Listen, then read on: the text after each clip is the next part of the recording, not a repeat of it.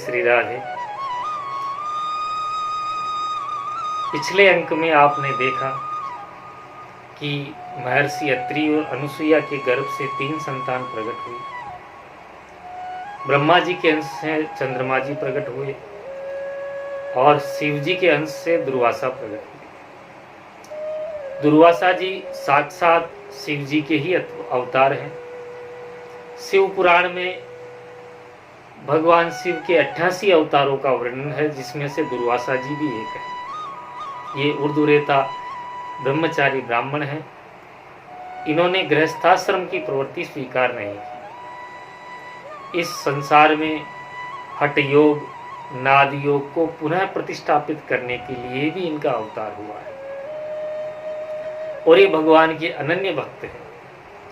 नाभा गोस्वामी जी ने अपनी भक्तमाल ग्रंथ में जहाँ ध्याननिष्ठ भक्तों का स्मरण करते हैं, वहाँ श्री दुर्वासा जी का नाम बड़े आदर से लिया जाता है। और हो भी क्यों ना हो, ये महान भक्त हैं। अब आप ये कहेंगे कि इतने बड़े भक्त होने के बाद भी ये इतने क्रोधी कैसे हैं? संतों का स्वभाव तो ठंडा मिजाज होना चाहिए। जहाँ गर्म मिजाज वाले संतों का स्मरण होता है, वहाँ दुर्वासा जी का नाम सबसे ऊपर रखा जाता है। कहीं कहीं तो इनको क्रोध भट्टारको मुनि कहा गया है। बहुत जल्दी गुस्सा हो जाते हैं और कोई हाथ पांव जोड़ने लगे कि बोले क्षमा करो महाराज, तो ये कहते हैं, ये लिखा है महाराज मूल में, कि इनके शब्दकोश में क्षमा नाम का शब्द नहीं है। स्कंद पुराण के अंदर एक कथा आती है कि हिरण्याक्ष नाम का जो असुर था, उसका पुत्र था महिषासुर। तो वो महिषासुर पहले भैंसे का आकार का नहीं था, पर यह असुर किसी मजबूत भैंसे को देखता तो उचक्कर उसकी पीठ पर चढ़ जाता और बहुत उत्पात मचाता। एक बार ये भैंसे की पीठ पर चढ़ा हुआ पहुंच गया दुर्वासा जी के पास, जहाँ गंगा किनारे दुर्वासा जी तपस्या कर रहे थे। तो ये भैंसा उपद्रव करने लगा, अपने पैरों से खुरों से मिट्टी उछालने लगा। तो जैसे ही उसने मिट्टी उछाली, दुर्वासा जी का ध्यान भंग हो गया। और लिखा है महाराज मूल में कि दुर्वासा जी ने श्राप दे दिया कि जा भैंसे पर चढ़कर उत्पात मचा रहा है, भैंसा ही बन जा। और श्राप देकर दुर्वासा जी तो अंतर्धान हो गए। अब ये रोने लगा, रोते रोते पहुंच गया शुक्राचार्य जी के पास। बोला, शुक्राचार्य जी बोले, भाई ये तो दुर्वासा जी का श्राप लगा है, तो इसे केवल शंकर जी ही मिटा सकते हैं। शंकर जी की तपस्या करो। इसने कठोर तपस्या करी, शंकर जी प्रसन्न हो गए। इसने प्रार्थना की श्राप मेटने की। बोले, भाई श्राप तो दुर्वासा जी का हम नहीं मेट सकते, और किसी का होता तो मेट देते। तो बोला, क्या मेरी तपस्या व्यर्थ जाएगी? कि नहीं, तेरी तपस्या व्यर्थ नहीं जाएगी, भैंसा तो तुझको बनना पड़ेगा, परंतु इस भैंसे के शरीर से ही तुम अपना उत्तम भोगों को प्राप्त करोगे। तुमको ये चारा या न्यार सानी नहीं खानी पड़ेगी, तुम बढ़िया उत्तम भोगों को प्राप्त करोगे। फिर बोला, महाराज मुझे अमर बना दीजिए। बोले, भाई अमर तो हम ही नहीं, अमर नहीं हो सकते। तो बोला, ये 10 प्रकार की सृष्टि है, ये 10 प्रकार की देव सृष्टि में मुझको अमर कर दीजिए। बोले, हाँ ये हम कर सकते हैं, पर किसी न किसी से तो मृत्यु तुमको मांगनी पड़ेगी। तो बोला कि स्त्रियों का मैं बहुत उपेक्षा करता हूँ, स्त्रियों की। तो बोले, ठीक है, स्त्री से वध का, हाँ स्त्री से वध हो तो हो। तो फिर जब इसके अत्याचार से सब दुखित हो गए, संपूर्ण देवता और कार्तिकेय जी का क्रोध प्रकट हुआ। उससे कात्यायनी माता प्रकट हुई और कात्यायनी ये कन्या के रूप में प्रकट होकर इन्होंने महिषासुर का वध किया। ऐसे हैं दुर्वासा जी महाराज। दुर्वासा जी के बड़े बड़े चरित्र हैं। तो दुर्वासा जी ने अम्बरीश की परीक्षा क्यों ली? वो इसलिए अम्बरीश की परीक्षा ली कि दुर्वासा जी सृष्टि के सर्वोत्कृष्ट संत हैं, इतने प्रभावशाली हैं कि इंद्र महेंद्र को भी नीचे गिरा देते हैं। और इतने बड़े महात्मा भी एक भक्त के आगे नतमस्तक हो गए। इस प्रकार की लीला करके उन्होंने भागवत धर्म, वैष्णव धर्म को सर्वोपरि सिद्ध किया। इसलिए वो भी भगवान की इच्छा से भक्ति को सर्वोत्कृष्ट प्रमाणित करने के लिए ही उन्होंने ऐसा किया। उनकी महिमा गरिमा में कहीं कोई अंतराय नहीं है, ऐसा ही अपने मन में समझना चाहिए। दुर्वासा जी परीक्षा नहीं लेते तो क्या अम्बरीश जी को कोई जान पाता? इतिहास में उनकी भक्ति को कोई जान पाता? इसलिए उनकी भक्ति को प्रतिष्ठापित करने के का श्रेय पूरा दुर्वासा जी को मिला है। देखिए, बहुत ध्यान से सुनने समझने वाली बात है। विश्वामित्र और वशिष्ठ वाले प्रकरण में बहुत प्रसिद्ध श्लोक है, महाभारत में भी और वाल्मीकि में भी, और अन्य पुराणों में भी श्लोक आता है कि दिग्बलम क्षत्रिय बलम ब्रह्म तेजो बलम बलम एकेन ब्रह्म दंडेन सर्वास्त्राणि हतानि में। क्षत्रिय बल धिक्कार है, ब्रह्म बल श्रेष्ठ है। वशिष्ठ जी ने एक ही ब्रह्म दंड द्वारा मेरे संपूर्ण अस्त्र शस्त्रों को समाप्त कर दिया। बोलो भक्त वत्सल भगवान की। ये ब्रह्म दंड का बल है। पर दुर्वासा जी ने कितना श्रेष्ठ कर्म किया। यहाँ दुर्वासा जी ब्रह्म बल से संपन्न है और अम्बरीश के पास में कोई अस्त्र शस्त्र का बल नहीं, क्षत्रिय बल भी नहीं, केवल भक्ति का बल है, केवल वैष्णवता का बल है, केवल भागवत धर्म का बल है। और हुआ क्या? बोले जो ब्रह्म बल सर्वोपरि कहा गया वो ब्रह्म बल भी नतमस्तक हो रहा है भक्ति बल के आगे। इसलिए भगवत भक्ति, भगवत शरणागति ही सर्वोपरि है। इस सिद्धांत को यदि किसी ने प्रतिपादित किया तो वे हैं दुर्वासा जी महाराज, श्रेष्ठ महापुरुष हैं। भागवत जी में स्पष्ट लिखा है, अम्बरीशम उपावृत्य तत्पादो दुखितो गृहीत। कोई बनाकर नहीं बोल रहे हैं। तत्पाद है दुखित है अनुग्रहित। दुखी होकर दुर्वासा जी ने अम्बरीश के चरण पकड़ लिए। आगे लिख रहे हैं, तस्य शोध्य मनम वीक्ष्य पाद स्पर्श विलज्जित है। दुर्वासा जी के इस उद्यम को देखकर चरण स्पर्श कर लेने पर अम्बरीश जी को अत्यधिक लज्जा हुई। बोले महाराज, हम क्षत्रिय हैं, आप ब्राह्मण हैं, आप मेरे चरण स्पर्श करो, ये उचित नहीं है। अम्बरीश जी के चरण पकड़े।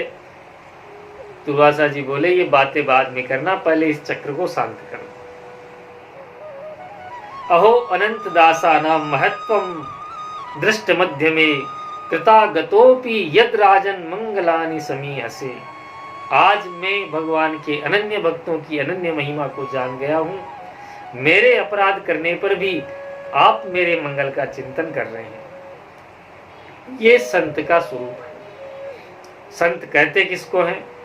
भक्ति की महिमा कितनी है, भागवत धर्म का कितना बल है, इसे सारे जगत को जनाने के लिए दुर्वासा जी ने ऐसा किया।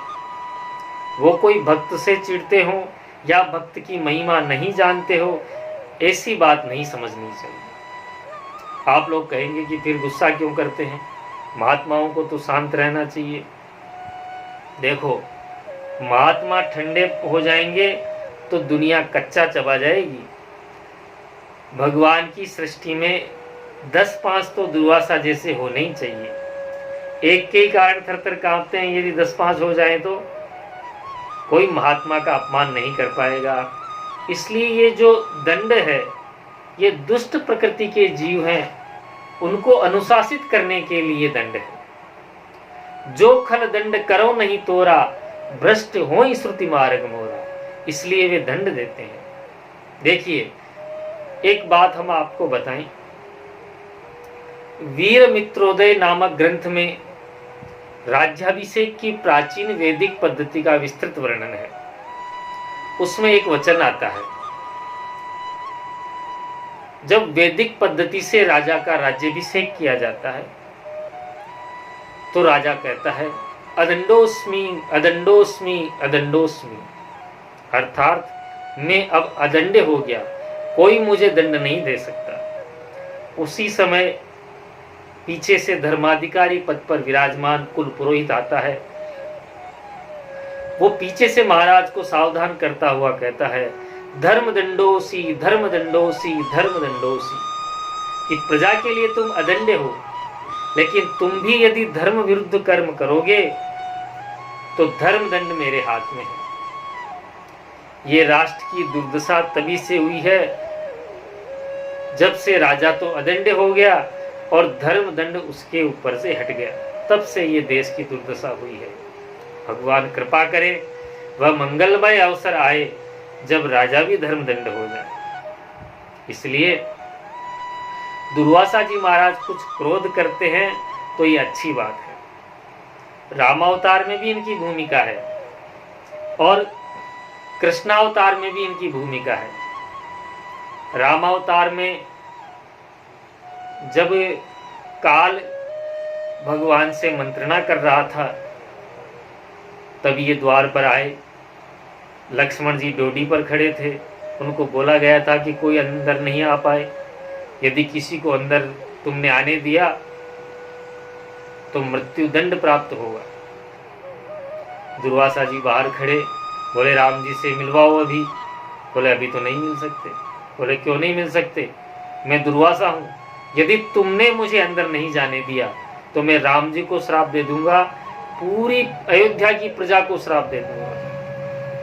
लक्ष्मण जी ने विचार किया कि मेरे कारण यदि राम जी को श्राप लेना पड़े या पूरी अयोध्या नगरी को श्राप लेना पड़े, उससे अच्छा है मैं स्वयं ही मृत्युदंड को प्राप्त हो जाऊं। दुर्वासा जी को अंदर भेजा। दुर्वासा जी को अंदर आते ही भगवान ने काल को तो विसर्जित किया और बोले कहिए महात्मा, बोले हमने 1000 वर्ष का तप किया था तो उसका पारायण, उसका भोजन आपके यहाँ करेंगे। अरे भोजन तो कोई करा देता, लक्ष्मण करा देता, भरत करा देता, आप महल में चले जाते, माताएं भोजन आपको करा देती, लेकिन अब महात्मा तो महात्मा ठहरे। राम जी ने परोस के जिमाया, तृप्त होके चले गए। तब राम जी रुदन करने लगे, दुखी हो गए। मैंने कहा था, काल को वचन दिया था कि जो कोई हमारे तुम्हारे बीच आ जाएगा वो मेरे द्वारा बाध्य होगा। वशिष्ठ जी से मंत्रणा ली। वशिष्ठ जी ने कहा कि राघव, अपने किसी प्रिय का त्याग ही मरण के समान है। आगे की कथा तो आप सब जानते ही हैं। तो दुर्वासा जी का रामावतार में बड़ी भूमिका है और कृष्णावतार में भी बड़ी भूमिका है। कृष्ण लीला संवरण की भी दुर्वासा जी ही बीज बने। यदुवंश के संहार में दुर्वासा जी ही कारण है। सांब को स्त्री बना, जब सभी यदुवंशी बालक चातुर्मास कर रहे मुनियों के पास पहुंचे, उनका मजाक उड़ाने लगे। बोले पेट पर कपड़ा बांध दिया सांब के, बड़ा सुंदर गोरा चिट्टा था, स्त्री वेश बना दिया। बोले महाराज बताइए, भाभी जी के बेटा होगा या बेटी होगी। अब सब महाराज तो आगे आगे आगे निकालते रहे। आखिरी के अंदर एकांत में दुर्वासा जी बैठे थे, एकांतवासा झगड़ा न जासा। दुर्वासा जी ने कहा, मूर्ख छात्रों, द्वारकाधीश तो ऋषियों के ब्राह्मणों के अनन्य भक्त हैं और तुम उनकी संतान ऐसा कर्म करते हो। जाओ, मैं तुम्हें श्राप देता हूँ कि इसके न बेटा होगा न बेटी, इसके मूसल होगा जो पूरा यदुवंश का संहार करेगा। आगे की कथा आप सब जानते ही हैं। तो ऐसे दुर्वासा जी महाराज हुए। दुर्वासा जी के बड़े चरित्र हैं, अन्य अन्य पुराणों में भी इनके बड़े चरित्र आते हैं। तो आज की कथा का यही विराम, दुर्वासा जी की चर्चा तक। कल करदम जी और देवहूति की तीसरी कन्या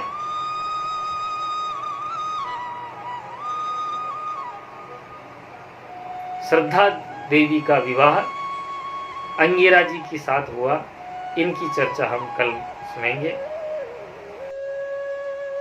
आशा करता हूं कि ये नवीनतम जानकारी आपको जरूर पसंद आई होगी। इससे आपकी ज्ञान वृद्धि हुई होगी। तो थोड़ा सा कष्ट करें और हमारे इस चैनल को सब्सक्राइब करें, बेल आइकन को दबाएं और लाइक का बटन दबाएं, ताकि हमें भी यह जानकारी मिलती रहे कि हमारा यह प्रयास सार्थक हो रहा है, आपकी ज्ञान वृद्धि हो रही है। इसी के साथ राधे राधे।